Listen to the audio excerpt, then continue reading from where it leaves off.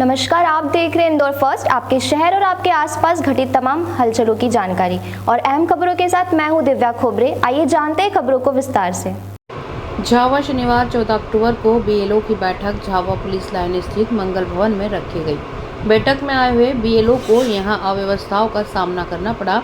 Jhawa police line स्थित मंगल भवन की क्षमता से अधिक बीएलओ उपस्थित होने से कई को तो खड़े होकर और कुछ को बाहर धूप में खड़े होकर चुनाव आयोग के निर्देश सुनना पड़े। अधिकारियों द्वारा उपस्थित बीएलओ को दिशा निर्देश दिए जा रहे थे, लेकिन किसी अधिकारी ने खड़े हुए और बाहर धूप में खड़े हुए बीएलओ की परेशानी पर ध्यान नहीं दिया। जब ट्रेनिंग के लिए बीएलओ की संख्या पहले से निर्धारित थी तो छोटे भवन में ट्रेनिंग क्यों रखी गई? क्या ट्रेनिंग मात्र अधिकारियों के लिए औपचारिकता है या चुनाव आयोग के दिशा निर्देश को सिर्फ दिखावे के लिए पालन हो रहा है? चुनाव आयोग जिन शासकीय कर्मचारी के द्वारा चुनाव संपन्न करता है, उन्हीं शासकीय कर्मचारियों को अव्यवस्थाओं का सामना करना पड़ रहा है। जब क्षमता से अधिक कर्मचारी ट्रेनिंग में मौजूद थे तो उनकी व्यवस्था क्यों नहीं की गई? क्या चुनाव आयोग इन परिस्थितियों में कर्मचारियों से चुनाव करा पाएगा? पानी की व्यवस्था भी पर्याप्त नहीं थी, मात्र 2 केन पानी की रखी थी और सैकड़ों बीएलओ यहाँ ट्रेनिंग लेने आए थे।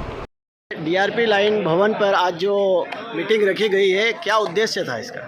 सर, आज की मीटिंग का खास उद्देश्य तो यह था कि हम लोगों ने जब सर्वे किया तो 80+ के मतदाता और विकलांग मतदाताओं का जो संख्या हमने दी थी, उन लोगों को घर पर जाकर के वोट डलवाना है। तो उस संबंध में जितना भी जो नियम के अनुसार काम होता है वो हमको बताया गया प्रशिक्षण में एसडीएम साहब द्वारा और जिला प्रशिक्षक श्री अली सर द्वारा। और इसके लिए बताया गया कि आपको चुनाव मतदान के 3 दिन पूर्व ये प्रक्रिया संपन्न करवाना। ये जो यहाँ जब बीएलओ की मीटिंग हो रही है और ड्यूटी लगेगी जी, तो इसमें मानदेय की जो आपकी मांग है तो वो आपने रखी, तो उसमें क्या जवाब मिला आपको? सर ने बोला कि हम शीघ्र ये मानदेय जमा करवा देंगे। जिनके जो बीएलओ है उनको हम समय से मानदेय जमा करा देंगे उनके खातों में। और उसके अलावा और क्या आपकी मांग और है? हमारी जो खास मांग है सभी बीएलओ की वो एक ही है कि हम ग्रीष्मावकाश में कार्य करते हैं और शासन संचालनालय का ये आदेश है लोग शिक्षण से कि भाई जो भी व्यक्ति गर्मी की छुट्टियों में काम करेगा तो उसको कलेक्टर के द्वारा आदेशित जो होगा उस वही काम के ऊपर उसको छुट्टियों का अवकाश का लाभ मिलेगा। लेकिन हमने एसडीएम साहब से निवेदन किया है कि सर आप आदेश देते हो तो यहाँ पर फिर ऐसा बोला जाता है कि नहीं, कलेक्टर का आदेश होगा तो आपकी छुट्टियाँ और अवकाश आपके सेवा रिकॉर्ड में दर्ज होंगे, तो आपको कलेक्टर साहब का आदेश लाना है।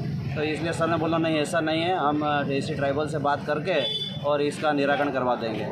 अभी यहाँ देखा गया हाल में पर्याप्त बैठने की व्यवस्था भी नहीं थी, कई बुजुर्ग थे, कई विकलांग शिक्षक भी थे जो खड़े थे। हाँ, कुछ परेशानी आई, लेकिन हमारा शिक्षक वर्ग जो है वो काफ़ी धैर्यवान है क्योंकि उनको काम करना है चुनाव का, इसलिए उन्होंने ऐसी कोई बात नहीं रखी कि हमको बैठने की जगह नहीं है या हम खड़े हैं, परेशान है, गर्मी हो रही, हमको काम करना है क्योंकि ये महायज्ञ है देश के लिए, हमारे राज्य के लिए।